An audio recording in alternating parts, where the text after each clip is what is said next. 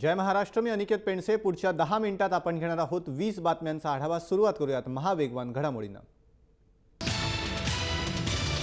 संपूर्ण राज्याचं लक्ष लागलेल्या 10 महानगरपालिका आणि नागपूर वगळता 25 जिल्हा परिषद निवडणुकीच्या तारखा जाहीर झाल्यात. 21 फेब्रुवारीला 10 महानगरपालिकांसाठी मतदान होणार आहे. या सर्व निवडणुकांची मतमोजणी 23 फेब्रुवारीला होणार आहे. तर 25 जिल्हा परिषदांसाठी 2 टप्प्यात मतदान होणार आहे. 16 फेब्रुवारीला मतदानाचा पहिला टप्पा पार पडणार असून यात 15 जिल्ह्यांचा समावेश असेल. तसंच दुसऱ्या टप्प्यासाठी 21 फेब्रुवारीला मतदान होणार आहे. महापालिका आणि जिल्हा परिषदांचा निकाल 23 फेब्रुवारीला जाहीर होणार आहे. राज्याचे मुख्य निवडणूक आयुक्त जे.एस. सहारिया यांनी आज पत्रकार परिषद घेऊन राज्यातील महापालिका आणि जिल्हा परिषद निवडणुकांचा कार्यक्रम जाहीर केला. आगामी महापालिका निवडणुका स्वबळावरच लढणार एवढंच नाही तर मी पुन्हा 60 नगरसेवक निवडून आणेन असं वक्तव्य मनसे अध्यक्ष राज ठाकरेंनी केलंय. मुंबई महापालिका निवडणुकीच्या पार्श्वभूमीवर मनसेच्या वॉर रूमच्या उद्घाटन प्रसंगी फेसबुकच्या माध्यमातून राज ठाकरेंनी जनतेशी संवाद साधला. महापालिका निवडणुकीत शिवसेना भाजप युती होण्याची शक्यता आहे, कारण युतीसाठी दोन्ही पक्षांनी सकारात्मकता दर्शवली आहे. युतीबाबत मुख्यमंत्र्यांची भाजप नेत्यांसोबत वर्षा निवासस्थानी बैठक झाली. या बैठकीत युतीबाबत सकारात्मक चर्चा झाली. आता भाजप शिवसेनेसोबत चर्चा करणार आहे. तर दोन्ही पक्षातील चर्चेनंतर मुख्यमंत्री आणि मी निर्णय घेऊ असं उद्धव ठाकरेंनी म्हटलंय.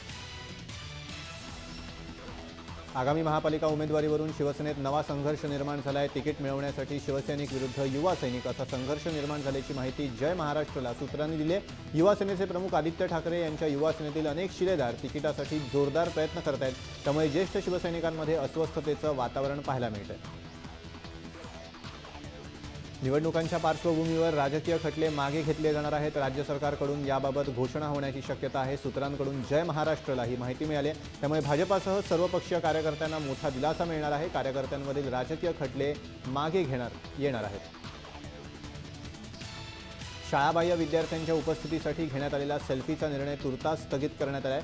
शिक्षण मंत्री विनोद तावडेंनी ही माहिती दिली आहे. जानेवारीपासून दर सोमवारी शिक्षकांनी विद्यार्थ्यांसोबत सेल्फी काढून पाठवावा असा निर्णय घेण्यात आला होता. मात्र शिक्षकांना या अशैक्षणिक कामातनं वगळावं अशी मागणी शिक्षक संघटनांनी केली.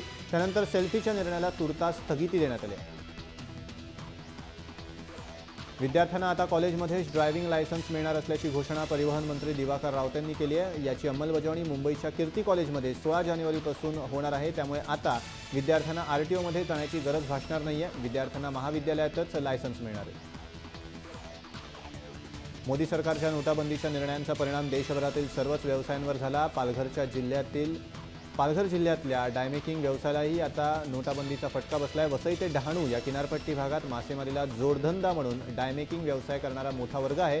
या डायला देशभरातनं मोठी मागणी आहे. मात्र नोटाबंदीमुळे या व्यवसायाला घरघर लागले. भारतीय सैन्य दलांच्या युद्धसज्जतेत मोलाचं स्थान असलेल्या आणि शत्रूच्या छातीत धडकी भरण्याची क्षमता असलेल्या ब्राह्मोस क्षेपणास्त्रांच्या भारतीय नौदल व लष्करास केल्या गेलेल्या विक्रीवर 117 कोटी रुपयांचा विक्री कर वसूल करण्याचे आदेश मुंबई उच्च न्यायालयानं रद्द केल्यानं राज्याच्या विक्रीकर विभागाला मंगळवारी मोठा धक्का बसलाय. धानाच्या आधारभूत किमतीपेक्षा 200 रुपये प्रति क्विंटल अतिरिक्त प्रोत्साहन रक्कम देण्याचा निर्णय राज्य सरकारनं घेतलाय. केंद्रानं साधारणपणे धानासाठी 1470 तर अ ग्रेड धानासाठी 1510 रुपये असा प्रति क्विंटल दर निश्चित केलाय. 24 ऑक्टोबर 2016 ते 31 मार्च 2017 दरम्यान खरेदी करण्यात आलेल्या धानासाठी ही रक्कम दिली जाईल. पाण्याची मागणी आणि पुरवठ्यातील तफावत मिटवण्यासाठी पालिकेनं जलप्रकल्प हाती घेतलेत. मात्र नियोजनाअभावी गेली 8 वर्ष गारगई धरण प्रकल्प रखडलाय. या दिरंगाईमुळे पाणी वितरणातील तफावत वाढत असल्यानं किमान पुढील 2 वर्षांमध्ये या प्रकल्पाचं काम सुरू करण्याचा पालिकेचा निर्धार आहे. पंतप्रधान आवास योजनेअंतर्गत कल्याण आणि ठाणे या भागातील 32,734 घरं बांधण्यासाठीच्या निविदा म्हाडामार्फत काढण्यात आल्या आहेत. आर्थिकदृष्ट्या दुर्बल आणि अल्प उत्पन्न गटाकरता ही घरं बांधण्यात येणार आहेत. या प्रकल्पासाठी एकूण 2,977 कोटी 69,97,000 रुपये खर्च होणार आहे. रेल्वेच्या वेबसाईटवर प्रवाशांना नव्या सुविधा उपलब्ध करून देणारं अनेक महत्त्वाचे बदल नव्या वर्षात करण्यात येत आहेत. ट्रेन आणि प्रवासासंबंधी जी माहिती नॅशनल ट्रेन एन्क्वायरी सिस्टीमवर यापूर्वी मिळायची तिच्याविषयी अनेक तक्रारी होत्या. रेल्वे मंत्रालयाला कॉम्प्युटर सॉफ्टवेअर उपलब्ध करून देणारी कंपनी क्रिसला या सुधारणा करण्यासाठी रेल्वे अधिकाऱ्यांनी हिरवा कंदील दाखवला. ठाणे महापालिका परिवहन उपक्रमानं मध्यंतरी प्रवाशांच्या सोयीसाठी ॲप्लिकेशन तयार करण्याची घोषणा केली होती. हे ॲप्लिकेशन नेमकं कसं असावं आणि त्यामध्ये प्रवाशांच्या हिताच्या आणखी कोणत्या गोष्टींचा समावेश असावा हे ठरवण्यासाठी महाविद्यालयीन विद्यार्थ्यांमार्फत सर्वेक्षण करण्याचा निर्णय घेतला होता. मात्र या सर्वेक्षणासाठी विद्यार्थीच सापडत नसल्यानं ही संकल्पना अजून कागदावरच असल्याचं चित्र पुढे येत आहे. नवी मुंबई विमानतळाच्या आर्थिक स्वारस्य निविदा भरण्यासाठी आणखी 15 दिवसांची मुदतवाढ देण्यात आली आहे. 4 स्पर्धकांमधील मुंबई विमानतळाचं संचालन करणाऱ्या GVKनं निविदा दाखल केली.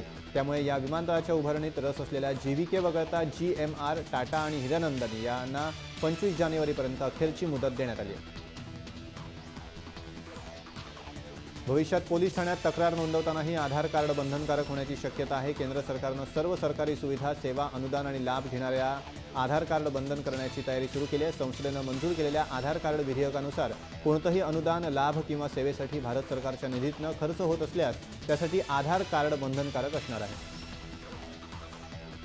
नोटाबंदीचा फटका वाहन विक्रीलाही बसलाय. देशातील एकूण वाहन विक्री डिसेंबरमध्ये 18.66% घसरली आहे. डिसेंबरमध्ये कंपन्यांनी वाहनांवर भरघोस सूट सवलती दिल्या. कंपन्या आणि विक्री केंद्राच्या आकर्षक योजनांना ग्राहकांनी थंड प्रतिसाद दिल्यानं वाहन विक्री रोडावली आहे. आता जानेवारी 2017 पासून कंपन्यांनी वाहनांचे दर वाढवले. मुंबई 2016च्या दुसऱ्या सहामाहीत नवीन प्रकल्पांची सुरुवात होण्याच्या दरात 53% घट आणि घरांच्या विक्रीत तब्बल 26% घट झाली असा दावा नाईट फ्रँक इंडिया या आंतरराष्ट्रीय ख्यातीच्या घरं आणि मालमत्ता सल्लागार कंपनीनं केला आहे. गेल्या 7 वर्षातील ही नीचांकी घसरण असल्याचा दावाही यात करण्यात आला आहे. राज्यातील शासकीय अधिकारी आणि कर्मचाऱ्यांनी 18 ते 20 जानेवारी दरम्यान संपाचं शस्त्र उगारलंय. अधिकारी आणि कर्मचाऱ्यांनी विविध मागण्यांसाठी संपावर जाण्याचा इशारा दिलाय. 7वा वेतन आयोग 1 जानेवारी 2016 पासून लागू करावा. 5 दिवसांचा आठवडा, निवृत्तीचं वय 60 वर्ष करावं. तसंच महिला अधिकाऱ्यांना 2 वर्षांची बालसंगोपन रजा मिळावी अशा विविध मागण्यांसाठी संप पुकारण्यात आला. या बातमीसह मेट्रो महाफास्टमध्ये वेळ झाली इथेच थांबण्याची. ताज्या अपडेट्ससाठी तुम्ही पाहत राहा जय महाराष्ट्र.